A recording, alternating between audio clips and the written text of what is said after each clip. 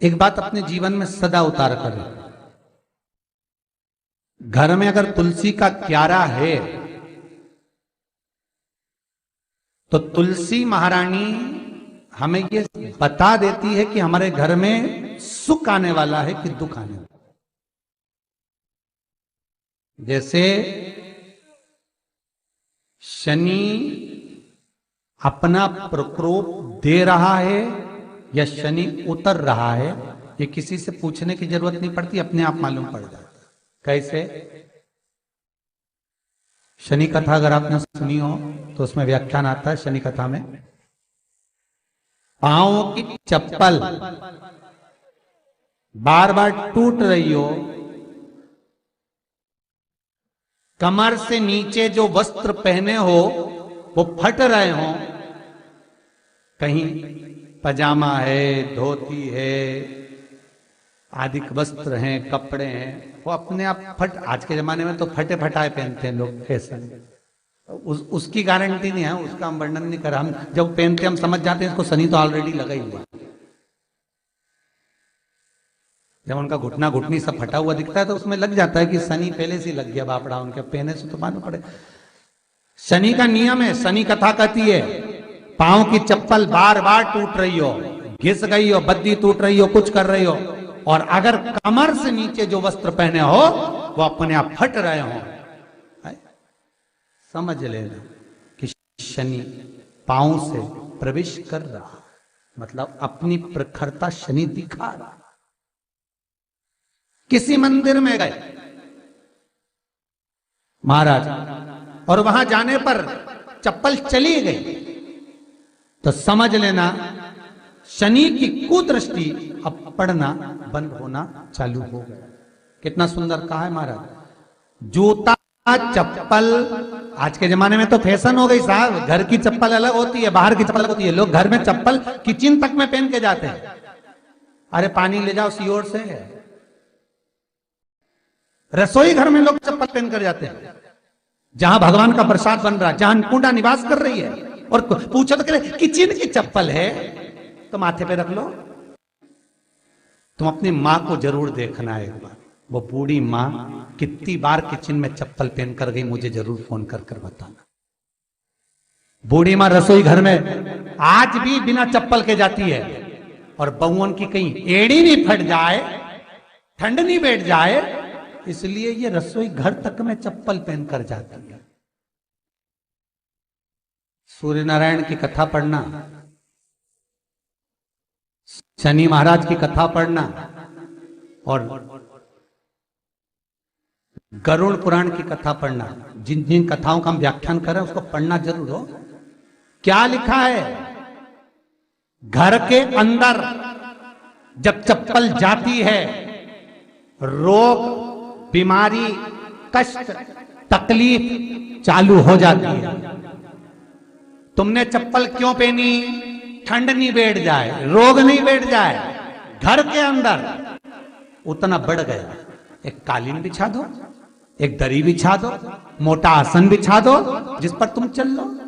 जरूरी है कि कई कई लोगों को तो हमने ये भी देखा कि कालीन पर भी चप्पल पहन के चलते, और ब्राह्मणों को भोजन परोस रहा है, गुरुजन को भोजन परोस रहा है, ठाकुर जी की थाली बना रहा है, ठाकुर जी का थाल लगा रहा है, तो भी चप्पल है पांव में। तेरा क्या होगा रे कालिया, क्या होगा? विचार तो करो। देह पड़ी रे जाए यहीं पर, फिर कुंडल और नगीना, क्या हरि नाम नहीं तो जीना। अभी भी सुधर जाओ रे, अभी भी सुधर जाओ, नहीं सुधरो तो सिधर जाओ रे, या तो सुधरो नहीं तो सिद्धरो, थोड़ा सुधरो। रसोई घर में अन्नपूर्णा रहती है, रसोई घर में शिव महापुराण की कथा कहती है जब भगवान शंकर को मां जगत जननी भोजन करा रही थी, शंकर जी ने वर मांगा था अन्नपूर्णा से, ए अन्नपूर्णे, तुम मेरे घर के बच्चों का भरण पोषण कर रही है। इस मृत्यु लोक में जितने मनुष्य जन्म लेते हैं ये मेरे पुत्र कहलाते हैं।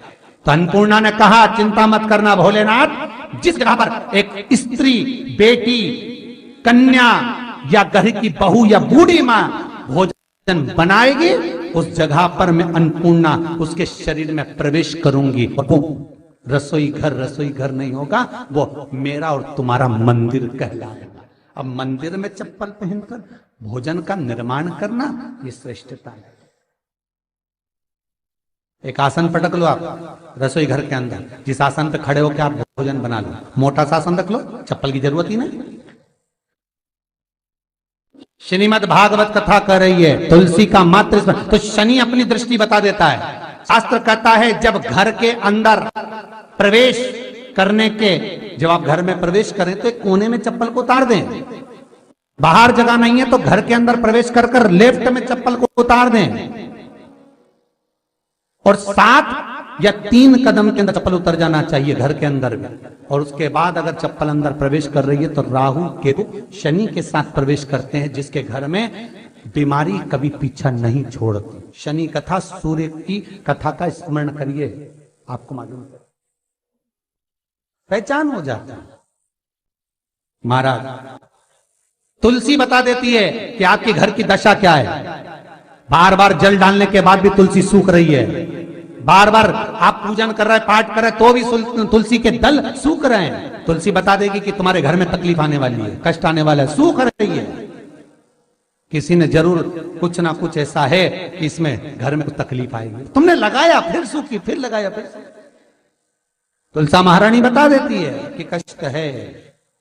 और जिस गमले की तुलसा घेर घमोर हो, फलित तो हो, आनंद में हो, तो उस घर में फिर दुख नहीं आता, समृद्धि खुद बढ़ती चली।